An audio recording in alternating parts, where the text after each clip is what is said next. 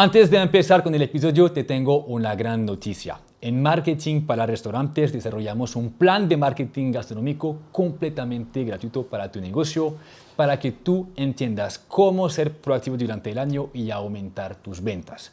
Si lo quieres descargar, dale clic en el link de la descripción. Si tienes preguntas, escríbenos por WhatsApp y te atenderemos. Ahora sí, pasamos al episodio. Mis queridos amigos, bienvenidos al podcast de Marketing para Restaurantes. Mi nombre es Vincent y como cada semana regreso a ustedes con un nuevo episodio para seguir profundizando nuestro conocimiento del marketing y del emprendimiento gastronómico.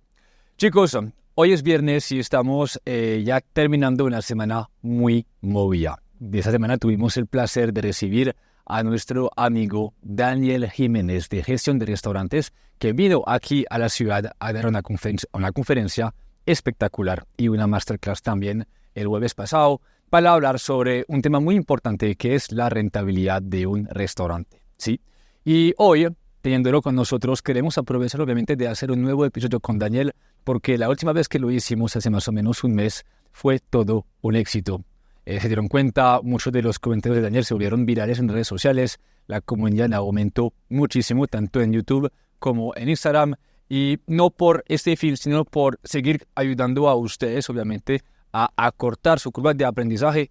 Hoy Daniel vuelve al podcast para hablar de un tema muy importante, o más bien 10 temas muy importantes, porque vamos a derrumbar 10 mitos y leyendas del sector gastronómico. Y a través de esa entrevista van a poder recibir los consejos de Daniel para que ustedes realmente entiendan cuál es el verdadero negocio de la gastronomía. ¿Listo? Entonces, dicho eso, muchachos, como siempre, les recuerdo suscribirse al canal de YouTube, a calificarnos en Apple Podcast, Spotify, y así nosotros poder seguir acortando su curva de aprendizaje.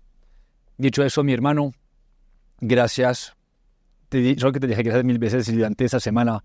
Eso me agradeció hacia ti y hacia Analia también por su presencia aquí en la ciudad. Gracias por esa conferencia tan buena que diste el miércoles.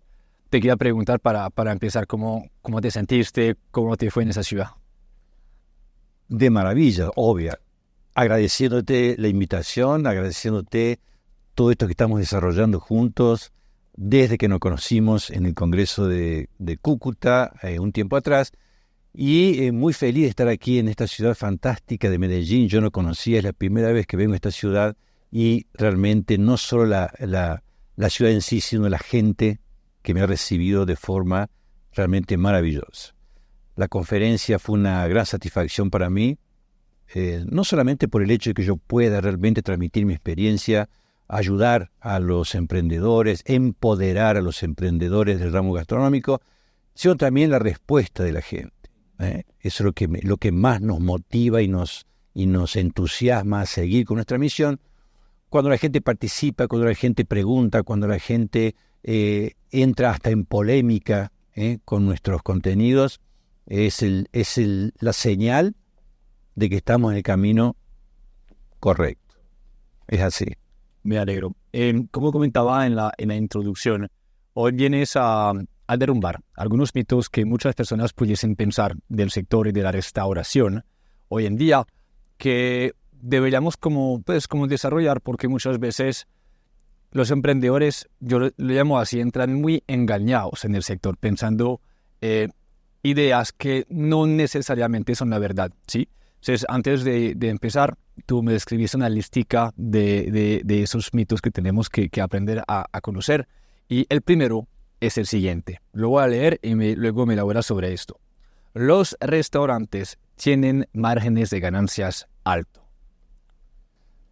Yo te voy a responder con 2 palabras. Primero, la expectativa, que es lo que muchas personas creen y se motivan a iniciarse en el negocio, y la realidad de ese concepto.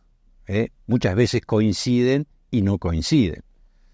Entonces yo siempre hablo de los puntos motivacionales que lleva a las personas a iniciarse a montar un restaurante, un negocio gastronómico, y lo tratamos incluso en la masterclass, donde yo di una serie de puntos a los cuales por qué uno se motivó a tener un restaurante y tú viste que tuve muchas respuestas muy identificadas con cada uno de ellos. Entonces, los amplios márgenes que puede generar un restaurante, la expectativa y la realidad coinciden. O sea, si alguien tiene la expectativa de iniciarse en el restaurante por los amplios márgenes, yo le digo que en la realidad es verdad, es cierto, porque somos fabricantes de nuestros propios productos. Y como somos fabricantes y tenemos la autonomía de decidir qué fabricar, cómo fabricarlo y con qué fabricarlo, esa autonomía nos permite gozar de ese beneficio de ser un fabricante. A diferencia de un intermediario. Un intermediario queda preso entre dos precios del fabricante y del mercado. Entonces, si yo quiero vender en mi local un sándwich y se lo compro al restaurante de la esquina, voy a estar preso en el precio que él me entrega y lo que lo voy a vender. Ahora, si yo lo fabrico, obviamente voy a tener mayor margen. Pero el complemento de esto es que para que ese proceso de fabricación nos otorgue ese margen, debe ser hecho de forma correcta. Entonces, diría este concepto que la expectativa de un amplio margen es real, que la expectativa de que eso se concrete en proyectos es real, pero que hay que tener en cuenta los procedimientos de gestión, especialmente en el control del proceso productivo, con todas esas herramientas que hemos desarrollado en atención al tesoro más importante que es nuestra mercadería. Ese tesoro que debemos saber comprar, que debemos saber guardar y que debemos saber manipular para poder lograr ese beneficio. El beneficio amplio existe. La expectativa coincide con la realidad, pero debemos tener muy en cuenta cómo es el procedimiento para poder gozar de ese beneficio.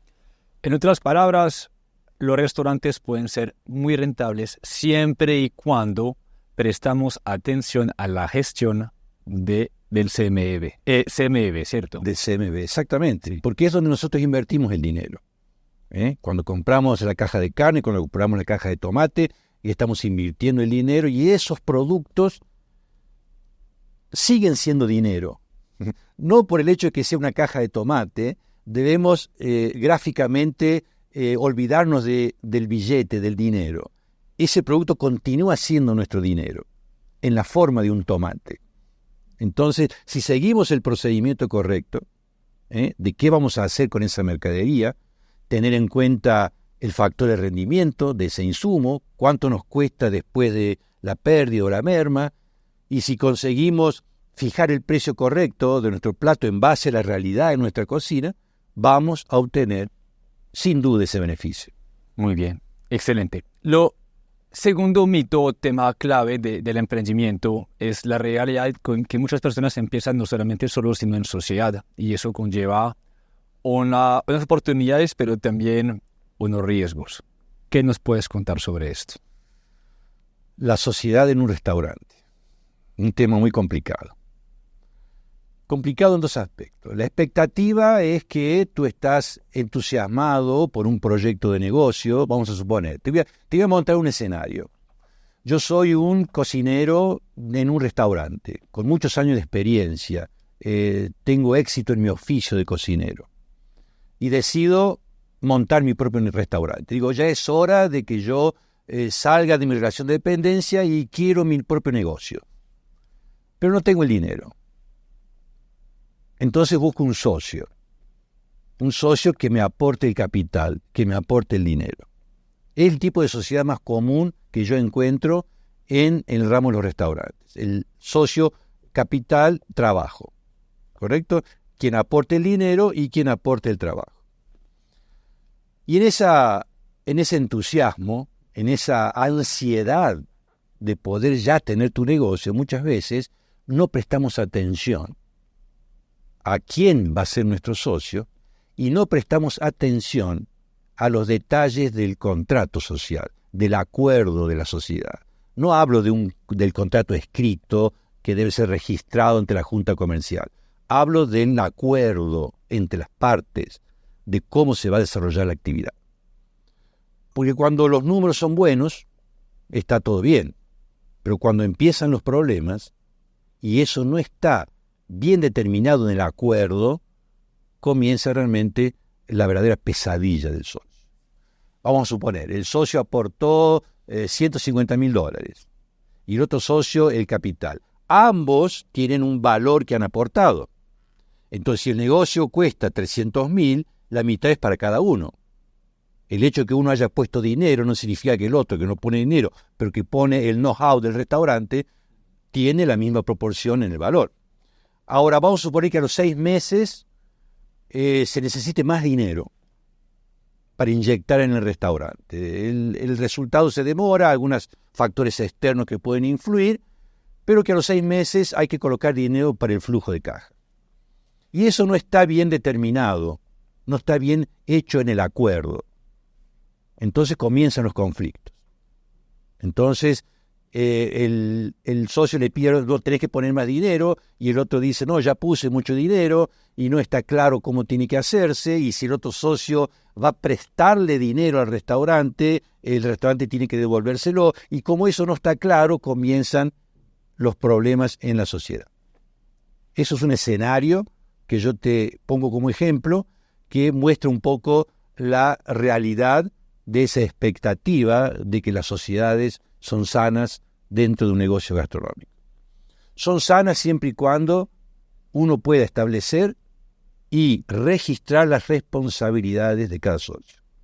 Y yo siempre aconsejo, cuando haces una sociedad, hacer el acuerdo y establecer los puntos en la peor de las hipótesis.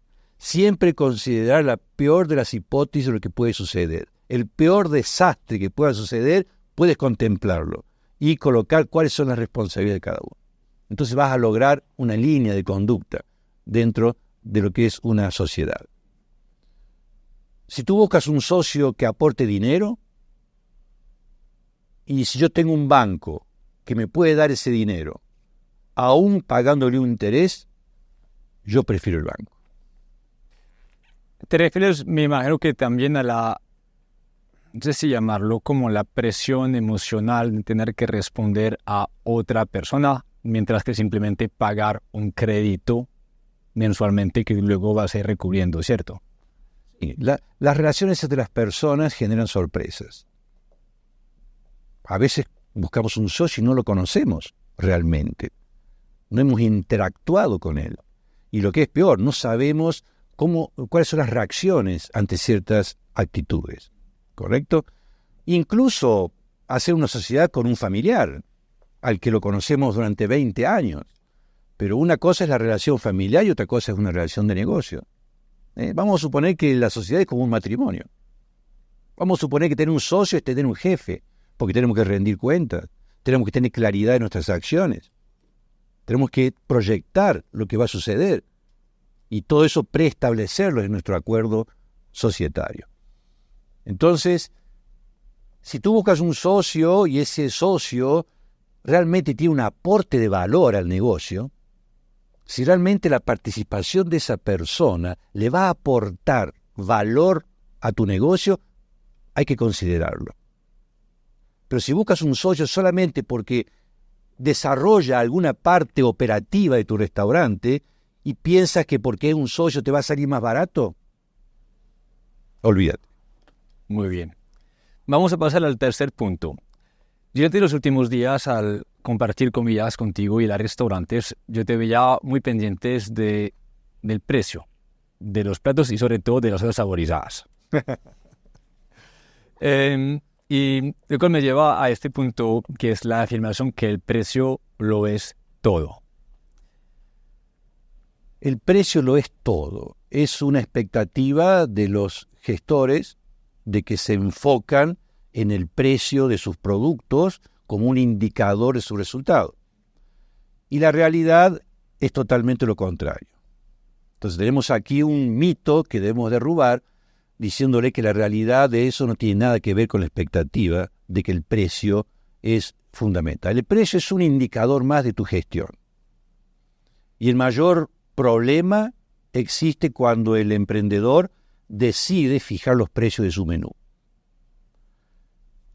el método que él utiliza para fijar el precio es el problema. Entonces tú sabes, y tú también conoces, que mucha gente fija el precio en base a la competencia, únicamente.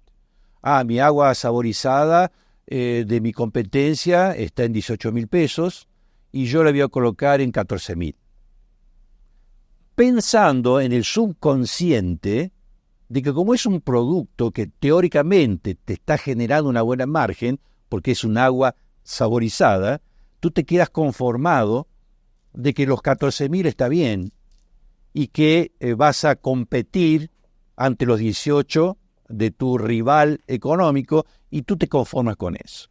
Y eso es el mayor error que podemos cometer sobre ese indicador de precios. Nosotros tenemos que fijar el precio en base a la realidad de nuestro restaurante, en base a la realidad de nuestra cocina. Es decir, fijar un precio de adentro hacia afuera y no de afuera hacia adentro, a la realidad de nuestro restaurante. Porque si el vecino o el competente tiene un arriendo de 1 millón y yo tengo un arriendo de 3 millones, entonces mi agua saborizada no puede ser más barata que la de él. O mis productos tienen que estar adecuados a mi realidad. Entonces yo fijo mis precios en base a la realidad de mi restaurante. Si ese precio no es competitivo, entonces tengo que reestructurar mi concepto, modificar mi receta o incluso modificar mi producto. Pero no podemos quedarnos estancados en la idea de que voy a vender más barato, pero voy a vender, porque voy a hacer que mi precio sea mejor que mi competencia. Entonces, fijar un precio no es algo formal y no tampoco debemos dejarlo para el último en nuestro proyecto. Es un indicador fundamental, hay que tener herramientas para fijar precio, hay que hacerlo en forma a nuestra realidad de nuestra cocina y, si nuestro precio no es competitivo, revisar nuestro concepto. Varias veces durante la masterclass y durante la conferencia has mencionado esta realidad de deber en muchas veces incrementar los precios, ¿sí? Y nos enfrentamos a una realidad que es el miedo, el temor que el emprendedor siente al hacerlo, porque va a decir es que mi cliente no le va a gustar o no van a volver. Pero muchas veces es solamente un miedo y ya, porque el cliente o no se da cuenta o de igual manera seguiría pagando por la experiencia si sigue siendo fidelizado ahora. Eso se debe a un sentimiento que yo lo defino, el sentimiento de pérdida que tenemos muchos emprendedores, que significa el temor a perder un cliente por no actuar hacia una situación determinada, por ejemplo, un aumento de precios. Entonces, si vamos a este ejemplo del restaurante donde yo le sugerí que el agua saborizada podría llegar a más de 18.000 pesos, yo se lo sugiero en base al concepto del restaurante, a la propuesta de valor que me está ofreciendo. ¿Correcto? Entonces, muchas veces tenemos miedo de fijar los precios, pero no tenemos en cuenta la propuesta de valor de nuestro restaurante. Nos hemos ido a distintos restaurantes aquí en Medellín y he estado en restaurantes con muchas distintas propuestas de valor. Entonces he estado en un restaurante donde me he sentado en una terraza con una vista espectacular y cautivante de la ciudad, y me he sentado en restaurantes donde no he tenido ese placer, ese marketing sensorial de mi visión y mi conforto, y yo pagaría más por el producto en el primer ejemplo. Sin embargo, el precio de ese producto está más barato que en el otro. Entonces, yo voy a eso. No tengan miedo de aumentar un precio, siempre y cuando vaya acompañado de la propuesta de valor. Si yo estoy tomando un agua saborizada en un restaurante con un deck inmenso en la playa, en el sunset del día, con una persona que está tocando el bolero de Ravel en un saxo a mi lado, obviamente que voy a poder pagar más de un agua saborizada en el centro de la ciudad, parado en un balcón, sin aire acondicionado y con 500 personas esperando atrás mío. Entonces, el concepto de valor va ligado con la precificación de tu producto. Maravilloso. Seguimos con esa lista de 10 mitos.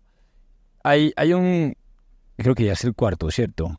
Hay un cuarto mito que toca el tema de la ubicación. Y muchas veces pensamos que la ubicación lo es todo, ¿sí? Es la diferencia entre quebrarse o ser exitoso. ¿Tú qué opinas? A la expectativa de que el local, el punto comercial, lo es todo, tiene cierta relación con la realidad en el sentido de cuál es nuestra propuesta gastronómica. Te voy a montar otro escenario, otro ejemplo. Yo tengo el proyecto de un restaurante y quiero hacer un bistró de comida mediterránea, una mezcla de comida española, francesa, italiana, en una fusión, con platos de un nivel clase AA. Ese es mi proyecto. Entonces elaboro todo mi proyecto, desarrollo todo mi business plan, y una vez que está listo, sé dónde está ese público. Sé que ese público está en determinada área de la ciudad. Entonces comienzo a buscar un local, obviamente en el área que mi público estaría. Y ahí comienzo a buscar y encuentro locales con, obviamente, alquileres o rentas o arriendos con cifras impresionantes. Entonces yo no estoy muy seguro de mi plan, o sea, comienzo a tener flaquezas en mi convicción y digo, no, un alquiler de ese valor me parece que no lo voy a poder afrontar. Entonces voy a buscar otro lugar, otra ubicación. Y comienzo a buscar otra ubicación. Y encuentro un local en otra ubicación, en otra área de la ciudad, a un precio que yo considero razonable, que lo puedo pagar. Pero en ese lugar no está el público que yo pensaba que iba a tener. Entonces, esa ubicación para mi proyecto no sirve. El punto comercial que yo estoy buscando para mi proyecto no sirve. Ahora, si ese punto comercial es una oportunidad local de un buen precio, de unas buenas condiciones, puedo accederlo, pero tengo que tener un plan B. Tengo que tener un plan B de cuál es el modelo gastronómico que yo puedo aplicar en ese local. Entonces, cuando buscamos un punto comercial en base a nuestro proyecto, debemos respetar nuestro proyecto. Cuando surge un punto, una ubicación de una oportunidad específica, mirá, se desocupó ese local que está allá, está barato, y te lo dejan con todo, y no te piden adelantamiento, y te dan 3 meses de facilidad para que lo pagues. Es una oportunidad. Pero no podemos correr a ese lugar pensando que vamos a implementar ahí nuestro concepto original, porque es otro lugar y es otro público. Entonces, el punto comercial es muy importante, es fundamental. La expectativa de que uno piense de que el lugar lo es todo, es una expectativa real, pero siempre y cuando coincida con el proyecto que tú tienes. Y si ese punto comercial no era el que estabas buscando, debes tener un plan B, un proyecto alternativo, porque si quieres implementar en ese otro punto lo que tú tenías pensado, no va a funcionar. Yo me recuerdo cuando vine a Colombia a emprender y montamos una repostería francesa.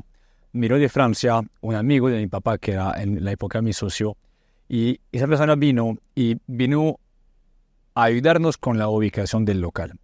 Y él nos había dicho, este concepto les va a funcionar en el centro de Medellín. Y él tenía una ecuación donde contaba las personas pues, que pasaban por día en esta calle, y me decían datos muy interesantes. Me decían, mira, en una calle siempre hay un lado que tiene más tráfico que el otro. Tienes que ser capaz de discernir cuál es el lado que realmente tú necesitas. Y nosotros, precisamente por tener miedo de pagar un arriendo alto, fuimos a una zona que pensábamos iba a ser mejor porque era más económica, y el negocio duró 5 meses. Exactamente. No tenías el plan B. No tenías el plan B, y eso sucede. Excelente. Bueno, pasamos al quinto punto, que tiene que ver con cocinar, Sí, o sea, obviamente termina siendo como el punto de partida para mucha gente. Cocino rico, entonces tengo que emprender y montar mi negocio, ¿sí? Y muchos pensarían que cocinar bueno significa que vamos a ser muy exitosos en el sector gastronómico. ¿Tú qué opinas? La expectativa de que yo soy un excelente cocinero, o mi socio es un excelente chef, o tengo la posibilidad de contratar un excelente cocinero para mi negocio y que eso va a ser el éxito de mi negocio, no coincide con la realidad. La realidad está hoy, especialmente hoy, muy más distante de eso. En las tendencias hoy del mercado gastronómico, tener un buen plato ya no es un diferencial. Ya no es la diferencia. Porque las tendencias de consumo hacen que realmente vender un buen producto sea una condición básica para tu negocio. No existe hoy alguien que piense montar un restaurante y que él interiormente sepa de que su receta no es muy buena. No, eso no existe. Entonces, el diferencial de un buen plato hoy no es lo que te va a llevar al resultado. Yo expliqué en la masterclass sobre el marketing sensorial y sobre la posibilidad de que tú te conectes con tu cliente a través de la estimulación de los sentidos. Y hablé de la visión, del olfato, del tacto, y dejé el marketing gustativo al final, porque es uno de los sentidos que es más importante y que necesita de los otros sentidos para complementarse. Pero en el análisis del contacto, de la reacción química de tu cliente con tu restaurante, englobamos todo eso en la experiencia gastronómica. Es decir, es muy común y todo el mundo sabe que si vamos a un restaurante y comemos rico, pero no somos bien atendidos, si nos atienden de forma grosera, si nos morimos de calor, si está sucio, por más que nuestro plato sea algo espectacular, no volvemos al restaurante. Y muchas veces podemos tener un plato de nivel medio que no nos representa, no nos genera el efecto wow, pero fuimos tan bien atendidos por María Lourdes, porque nos dijo su nombre, y fuimos tan bien atendidos por el dueño que nos visitó en la mesa, y el ambiente era tan agradable, y la música era tan linda, que decidimos volver. Entonces, yo hablé del análisis 360 grados. Párate en tu restaurante, encima de una silla, cuando hay mucho movimiento, gira 360 grados y analiza cuál es la experiencia gastronómica que estás ofreciendo a tus clientes. Y te vas a dar cuenta que la buena receta es más un ingrediente de tu rentabilidad. Excelente. Y me gustó cuando tú hablaste de marketing durante la masterclass, porque mira que muchas veces hablamos de marketing y pensamos en estrategias hacia afuera. Comunicación que sí es importante hoy en día, pero con tus analogías y tu explicación nos recordaste también que el mejor marketing es generarle emociones a las personas en el punto de venta y responsabilizarse por eso, ¿sí? Y entender que una emoción positiva, obviamente, nos lleva a la recompra y la fidelización. Entonces, en lugar de empezar a invertir hacia afuera, de pronto mirar hacia adentro y preguntarse, bueno, no sé, un customer journey o cómo es que hago para cuidar mi protocolo de servicio, presentación de los platos, mi decoración. Mencionaste también el tema del olor, el olfato, todo eso pues se va acumulando y entre más positiva es la emoción y la interacción, más fácil va a ser la fidelización. Sí, yo no soy un especialista en marketing, no es mi rubro. Para eso están todos ustedes que son fantásticos profesionales en ese desarrollo. Yo simplemente, porque el marketing, cuando se habla de marketing, la mayoría de los emprendedores lo relaciona con ventas. Y el marketing no está relacionado con la venta, está relacionado con hacerte conocer. ¿Correcto? El marketing es el desarrollo de un producto o un servicio para que sea conocido. Tú utilizas el marketing para hacerte conocer. Y la venta la vas a realizar en tu salón. Ahí está la venta. Y si lo que vas a hacer en tu showroom, que es el salón de tu restaurante, no coincide con el marketing que efectuaste, vas a tener un serio problema. Entonces, cuando yo hablo de marketing sensorial, que es lo que yo desarrollé, es simplemente hacer entender al dueño del restaurante que lo que él tiene ya en su restaurante, que con la atmósfera, el equipo de trabajo, la receta, ya es una herramienta de marketing que él debe utilizar para hacer la conexión con su cliente.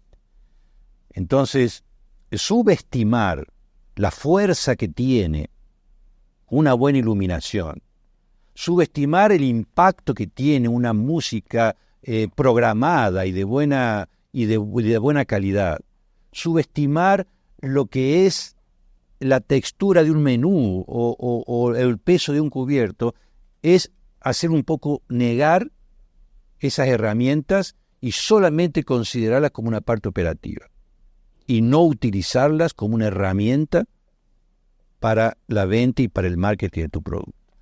Entonces, cuando yo hablo de eso, hablo de la conexión que tú tienes que hacer con tu cliente, con las herramientas que tú ya tienes en tu restaurante, que ya existen, ¿correcto? Y armonizado todo eso, imagínate un restaurante que tiene armonizado su música, su ambiente, su decoración, su storytelling, la historia de su negocio, de su marca personal. Imagínate una persona que ya tiene sincronizado todo eso y que tú, que eres experto en hacerlo conocer, y te dice, mira, Vincent, tengo todo esto ya armado, ¿me puedes hacer conocer? Tu trabajo va a ser muy fácil y los resultados van a ser extraordinarios.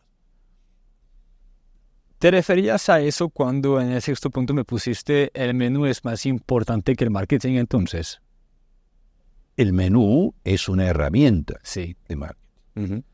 Que el 90% de los emprendedores la desaprovechan.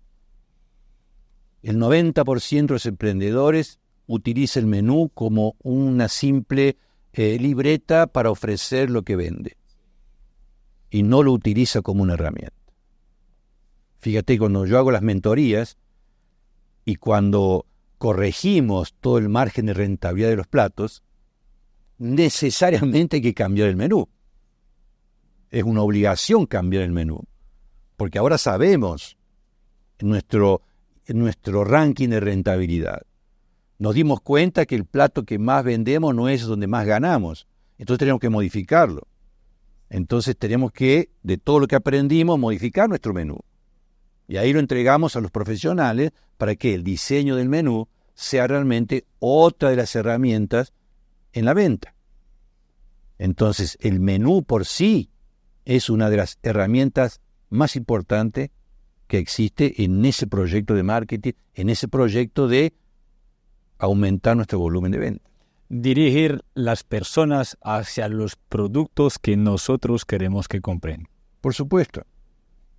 Hemos tenido el ejemplo cuando hemos estado en restaurantes y que nos han hablado del plato ícono, y el dueño del restaurante nos decía, pero esto lo vendemos, pero como si fuese, y incluso dijeron, en la pandemia lo vendimos, eso fue lo que nos levantó en la pandemia, porque todo el mundo nos pedía, eso fue lo que nos salvó, y eso fue donde más ganas. No es donde nosotros más ganamos. Entonces, y si no es porque no está hecho bien el trabajo de la ficha técnica, de saber exactamente o corregir la receta para que eso suceda. Entonces, muchachos, lo que más vendemos tiene que ser lo que más ganancia nos da. Pasemos al séptimo punto, el manejo del dinero. Eso, mira, que tema tan interesante, porque antes de tu conferencia tuvimos la intervención también de Daniel Espinosa, de Consciente Mi Patrimonio, que habló de conciliar finanzas personales con las empresariales. Y yo creo que fue un excelente calentamiento del tema de rentabilidad, porque Daniel decía en su conferencia, es que si las finanzas de la empresa es desordenada, seguramente también la vida financiera de esta persona lo es. Y hay un tema ya que entra en juego, flujo de caja, cómo me pago a mis colaboradores, y entra un universo pues por explorar. ¿Qué nos cuentas sobre esto? Lo que dijo Daniel Espinosa en la conferencia Yo lo escuchaba y decía, caramba, es como si nos hubiésemos puesto de acuerdo. Yo lo conocía a Daniel en ese momento, cuando subió al palco, y me pareció que estuve 2 días reunido con él y ponernos de acuerdo, decir, mira, tú vas a hablar de esto y yo voy a hablar de esto. Y fue increíble porque él mencionó los indicadores más importantes de la educación financiera y yo mencioné los indicadores más importantes de la rentabilidad. Entonces fue como que nos hubiésemos puesto de acuerdo en cómo íbamos a hablar. Y el manejo del dinero es un mito, es un tema muy importante, porque la mayoría no tiene la educación financiera. Y la educación financiera viene porque no entiende que el restaurante es una empresa. No importa el tamaño. Tienes un restaurante de 6 mesas en el salón de tu casa, trabajas tú, tu esposo y tu hijo, es una empresa. No es una extensión de la sala de tu casa. No es una extensión de la cuenta bancaria de tu familia. Entonces, cuando emprendemos y no tenemos en cuenta el manejo del flujo de caja, tenemos problemas.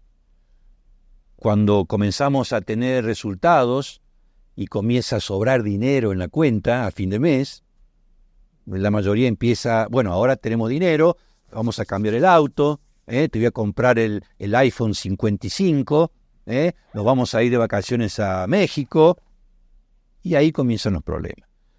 El restaurante no es un cajero automático, el restaurante es una empresa. Entonces, que haya dinero en la cuenta no significa que es tuyo, es de la empresa. Y tú puedes retirarlo en la medida que la empresa te lo permite.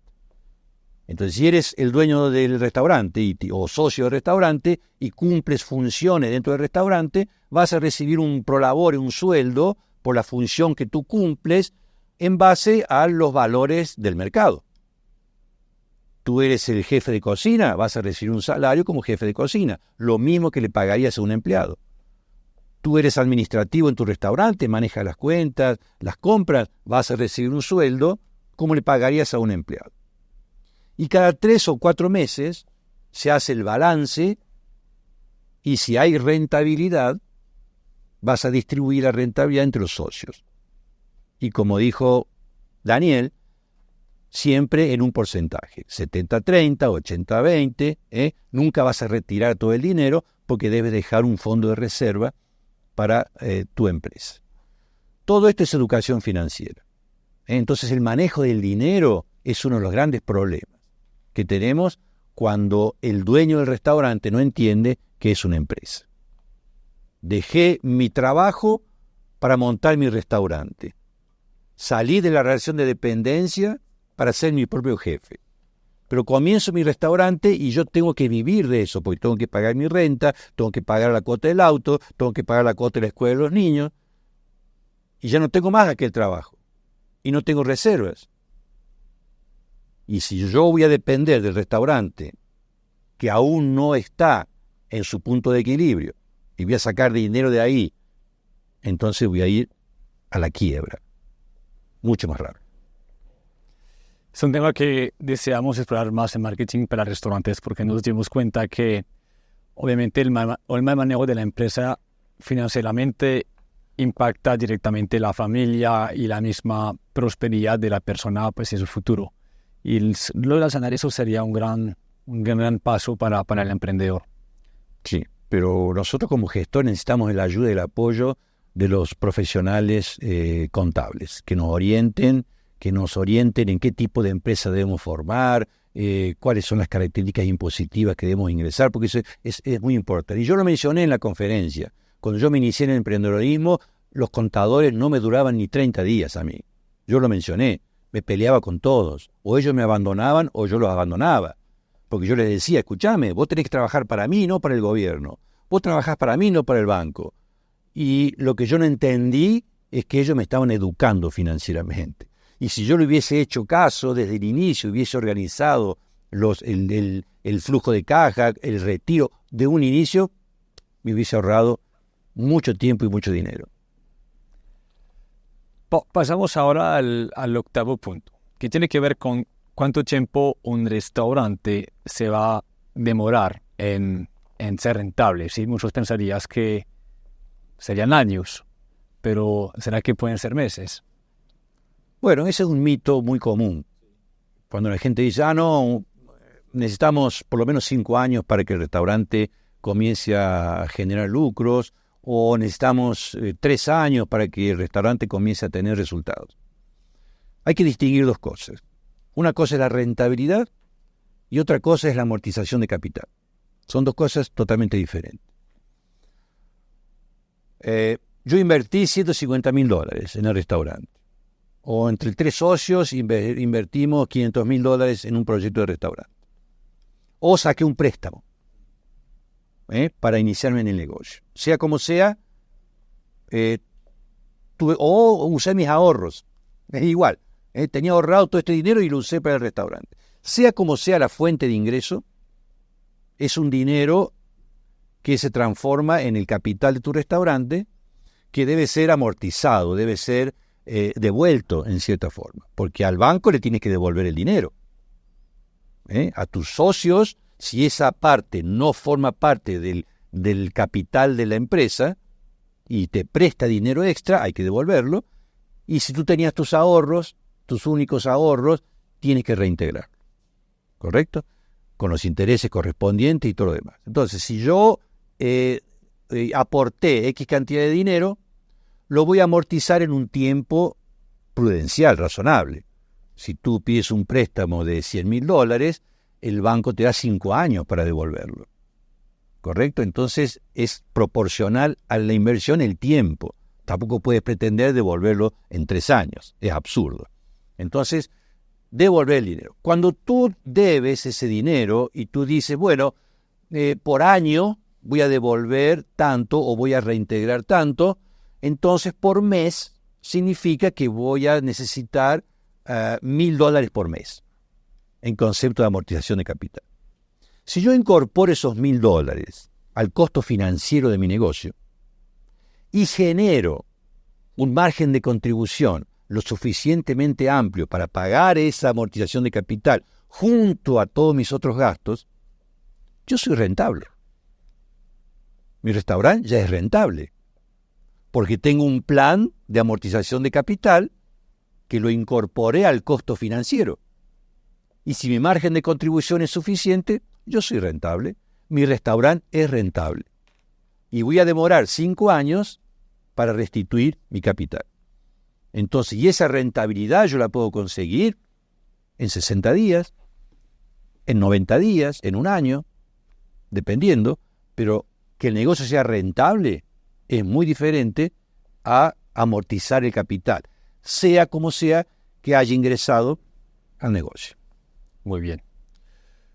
Penúltimo tema. Mira, varias veces durante los últimos días has mencionado el caso de un restaurante que, bueno, no es muy rentable, puede que llegue al punto de equilibrio y que en lugar de prestar atención a su CMB, empieza a decir, yo voy a agregar más productos para vender más, o incluso voy a abrir más momentos de consumo, ejemplo, desayuno, también el almuerzo, también la tarde, abro todo el día y agrego café, tortas a mi menú, porque voy a incrementar mi facturación. Y muchas veces nos damos cuenta que eso también carga un costo y de pronto no es la mejor manera de aumentar nuestra rentabilidad. ¿Qué sería ahí la solución o el tema? La expectativa de que cuando sientes o ves realmente que te falta dinero a fin de mes, la expectativa de que aumentar las ventas es la solución, no tiene nada que ver con la realidad. La realidad es totalmente diferente. ¿En qué sentido? De que, como lo dije, aumentar la venta significa aumentar el gasto. Entonces yo estoy en el restaurante y todos los meses me faltan $2,000, $3,000 que tengo que usar la tarjeta de crédito, pedirle al banco, o pedir a mi socio, dame 2,000, te los devuelvo el mes que viene, o ir a mi familia y pedirle dinero porque me falta para pagar la nómina de salarios, o no consigo llegar para pagar el alquiler. Y en esa agonía, y en esa confusión y desesperación por la solución, lo primero que se le ocurre es, tengo que aumentar mi volumen de venta. Y ahí comienza esa historia. Voy a agregar la pizza, porque tengo una pizzería enfrente. Yo vendo carnes, pero si pongo la pizza, la gente que va a venir a comer la carne y la pizza. Bárbaro, coloco la pizza. Tuve que comprar un horno, tuve que comprar los utensilios y tuve que contratar un pizzaiolo, un profesional. Y en la otra esquina tengo un sushi y lo veo siempre lleno al sushi. Vamos a hacer sushi para poder que la gente venga a mi restaurante y tenga todas las opciones. Tuve que contratar un sushi man, tuve que comprar los balcones refrigerados, tuve que buscar proveedores nuevos y ahí voy aumentando mi gasto. Decidí abrir el restaurante más temprano para poder incorporar desayunos. Decidí cerrar la cocina a las 9, pero seguí con el bar abierto hasta las 2 de la mañana para vender cócteles. Más personal nocturno, que es más caro, porque todo debo pagarle horas de consumo en horario después de las 10 de la noche, y vendo más y pago más impuestos, etcétera, etcétera. Entonces, por cada $1 que yo conseguía aumentando la venta, me quedaron 30 centavos. Entonces, la meta de tener más dinero a fin de mes no llega. Sin embargo, si utilizamos la ingeniería inversa, que es el método que yo propongo, es decir, vamos a ahorrar $1. Ahorrar $1 significa un movimiento interno, una gestión interna. Entonces, si ahorramos el $1, ese $1 nos va a quedar 100% en nuestro bolsillo.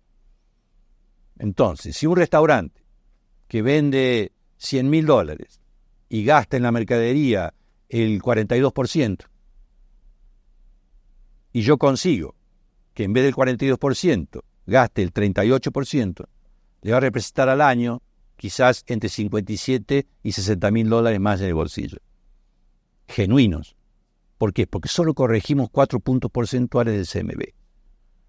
Entonces él consiguió el resultado, sin invertir, sin gastar más y sin complicarse en aumentar la estructura de su negocio. Entonces, la expectativa de que necesitas aumentar tu volumen para mejorar tu situación financiera es totalmente irreal. Para aumentar tu condición financiera, de verdad, tienes que primero gastar menos. Y ahí ajustar el proceso. Después que lo hiciste, vamos, ahí sí, dedícate a aumentar, porque tu rentabilidad va a ser directamente proporcional. Muy bien. Daniel, para ir cerrando, tenemos un último punto que es también muy común escucharlo, es la esclavitud, lo esclavizante que es manejar un restaurante. Pero durante los últimos días, también con tus intervenciones, entendimos que, a fin de cuentas, no es el restaurante que esclaviza al emprendedor, sino el emprendedor que se autoesclaviza por no gestionar correctamente. ¿Estoy equivocado o así es? Estás totalmente cierto. La expectativa que la gente dice que mi negocio, soy un esclavo de mi negocio, es una realidad cuando el emprendedor se dedica exclusivamente a administrar y no tiene tiempo para gestionar. ¿Sí? En tu libro de emprendedor empresario, yo me nutrí también de mucho contenido, donde especialmente el cambio del chip, de la mentalidad, de que el gasto también es inversión, hace que te transformes en un empresario que pueda dedicar tiempo a la gestión de tu restaurante y puedas tener resultados con menor esfuerzo y con menor tiempo dedicado a eso. Entonces yo voy a los restaurantes, sí, yo trabajo 18 horas por día en el restaurante. Soy el que abro el restaurante, hago las compras, voy al mercado, atiendo a los distribuidores, recibo a los clientes, estoy en el caja del restaurante, abro el caja, cierro el caja, a la noche veo que está todo bien, me voy a casa y continúo pensando en el restaurante. Y eso genera el síntoma del autoengaño. Más no puedo hacer. ¿Qué más puedo hacer en el restaurante? Y echándole la culpa a los factores externos. No tengo resultados, ¿por qué? Por la inflación, por esto. Entonces, yo siempre les digo que ese tiempo que ellos intervienen, incluso me lo dicen con cierto resultado. Yo hago el trabajo de 5 empleados, porque yo hago el trabajo de 5 empleados y me estoy ahorrando 5 sueldos. ese concepto incluso como una conquista de ahorrar dinero en empleados. Eso es el camino al fracaso, eso es el camino al estancamiento. Jamás ese emprendedor va a crecer, no deja crecer a su equipo, no delega funciones y no ocupa tiempo en la estrategia del negocio. Y yo ya mencioné cuáles son las funciones estratégicas y cuáles son las funciones administrativas. Entonces la expectativa de que uno se esclaviza, efectivamente se esclaviza porque no entiende en qué debe invertir su tiempo. Ahora, el otro día hablaba con un emprendedor y me decía que él era un esclavo de su restaurante y había comprado 8 propiedades en los últimos 2 años. Entonces el concepto de esclavizarse, es decir, de invertir mucho tiempo en el restaurante, también está relacionado con el resultado. Yo estoy seguro que la esclavización está relacionada con la frustración de no obtener resultados. Y estoy seguro que un emprendedor, por más tiempo que ocupe en su negocio, pero que tiene resultados, no te va a hablar de que es un esclavo. Te va a decir que está ocupado. Te va a decir que su negocio le lleva demasiado tiempo. Pero el esclavo está relacionado con la frustración de no obtener resultados. Conectado con... Hicimos un podcast sobre eso hace unos meses que buscando sobre el tema de la esclavitud, es privar a alguien de libertad. Entonces, uno sentir que mi negocio no me da la capacidad de ser libre, ¿sí? Pero acabas de mencionar, también somos esclavos de nuestras propias ambiciones. O sea, si hoy te sientes esclavos de, no sé, pues muchos puntos de venta, es también, ¿será que por tú querer crecer tanto de forma desordenada, ahora hay tantos problemas que solucionar que consecuentemente te vuelves esclavos del negocio? Pero no es necesariamente porque el negocio en sí es esclavizante. Incluso eso tiene relación con algo que yo escuché y que lo utilizo siempre hasta en mi vida particular. Los problemas, como puede ser una esclavitud o como esa sensación de problema, está relacionado con las expectativas. Entonces, cuando tenemos muchas expectativas, quizás demasiadas expectativas, vamos a tener problemas. Cuando bajamos las expectativas, disminuimos los problemas. Entonces, yo tengo la expectativa de que este año voy a ganar $180,000 porque necesito $180,000 para una meta económica. Es una expectativa que si yo no la cumplo, me va a generar problemas. Pero si yo bajo la expectativa, entonces mi problema disminuye proporcionalmente. Entonces, un consejo que yo doy, hagan sus expectativas coincidentes con la realidad de su negocio y obviamente sus problemas van a disminuir proporcionalmente.